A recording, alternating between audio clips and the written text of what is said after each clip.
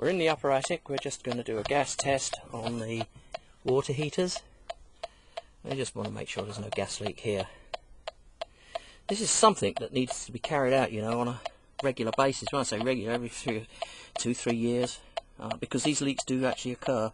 These joints here, these joints can come loose, but that's okay. The next thing we're going to do is flip the temperature pressure relief valve. See this valve here? You can make this valve, extend the working life of this valve by flipping it. Do that once a year. What you're doing is you clean the valve and you allow a little bit of water out. If you don't do that, then it will, over time, seize up. So once a year, come up and flip that valve. The flues are fine, apart from they're not bonded. I'll talk a bit about that in a moment. We're now going up to the air conditioning unit and check for gas leaks.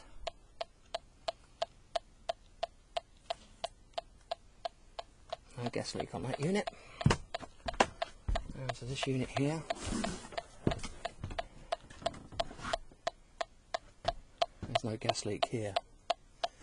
Now, I mentioned bonding. In the report you'll find something about bonding. Basically, these chimneys stick out through the actual roof and therefore can be struck by lightning. You can reduce the probability of lightning striking them by bonding them. It's grounding them so they have the same potential as the ground that surrounds us. So even though they're sticking up in the air, the lightning's not necessarily attracted to it. It's only a thin wire and it's taken down to the ground. But there'll be a whole section on that in the report. The trays are all clear and clean. This condensate line doesn't have a P-trap. It should have a P-trap, otherwise insects can crawl up it and get into the air conditioning unit. Small probability, but it's a probability. And that's true of that unit down there. It doesn't have a P-trap. So P-traps need to be installed. Everything else in the attic is fine. There's no point in video. Let's check the chimney. We're going to be looking at the damper, which is there. It operates. Combustion air available. Well constructed. No gas logs present. We're now going to look at the doors. Very simply, we will make sure that the latches latch and that we have good weather sealing around the edge of the door. Weather sealing is important because if it is damaged or is not functioning correctly, it's going to cost you money. It allows hot air in summer and cold air in winter. That front door's fine. Looking at the garage door sills. They're all fine. And the door latches. Let's do the rear door.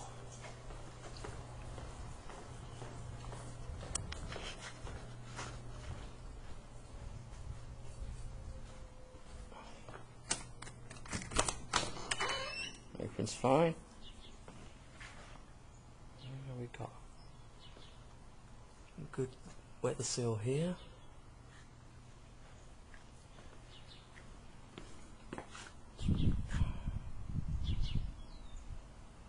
Well, that's all fine. A little bit of paintwork moving there, but you know that's cosmetic.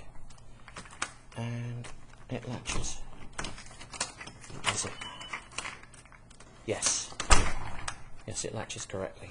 We're now going to examine the caulking on the windows, and immediately I can see there's an issue up here, right above. There we go. Can you see those gaps in the caulking? Well, that's all got to be fixed. Otherwise water can get in, stand behind the walls, and then you'll get dampness, and that could possibly lead to organic growth of some sort or another. Have a look at the other windows around here.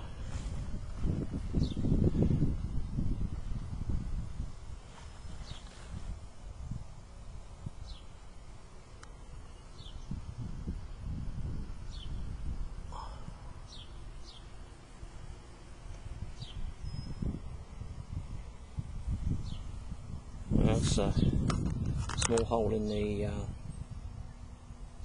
Caulking right down here. Sorry if it's a little out of focus, but it's only a small camera.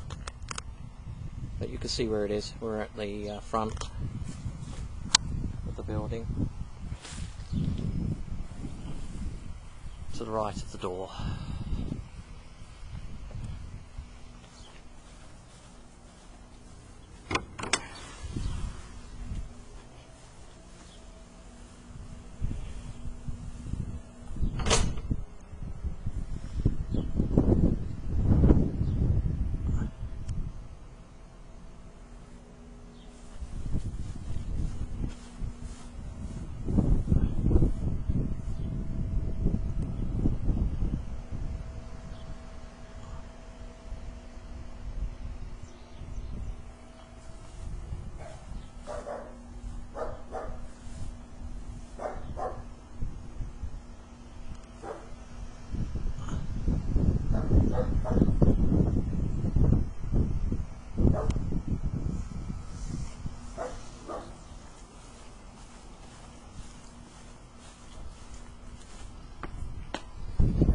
Back porch,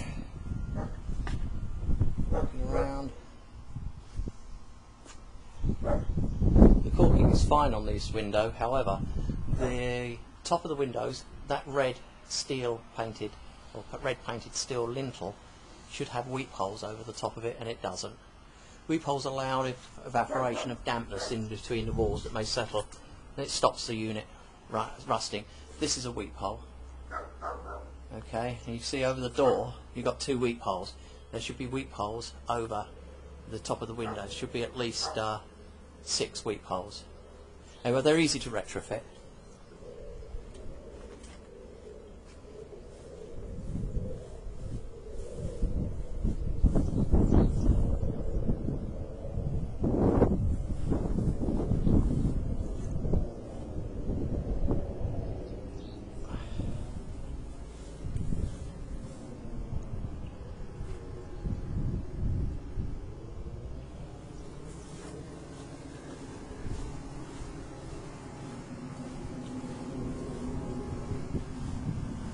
Okay, weep holes missing over that window.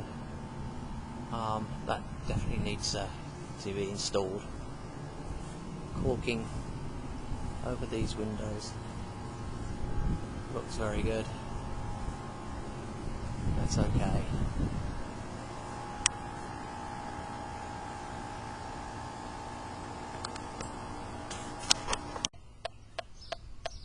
We're now going to carry out a gas check on the gas lines. We're looking for gas leaks.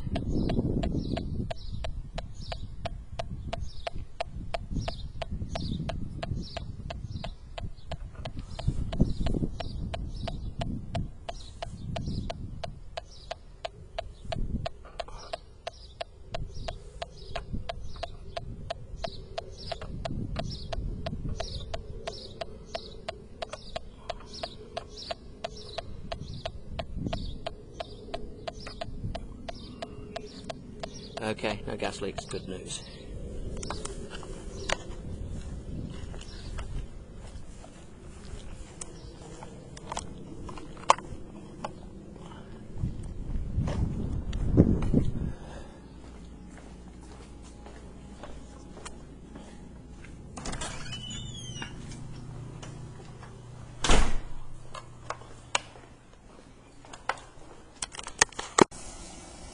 This is a static water test. We're just testing to see that the water pressure is correct. It's 50 pounds, which is fine. We're actually looking for water to be between 45 and 80 pounds. Anywhere in between is perfect. The hydrotherapy tub has a GFCI. We're just going to check it's in position, which it is. Here it is. We can check its functionality by tripping that and reset it. If this ever trips, you have a problem. Shouldn't use the bath. Looking now for the cover, and the cover is in there by the towels. That's the access to the motors and everything for the GFCI tab, so it's installed correctly.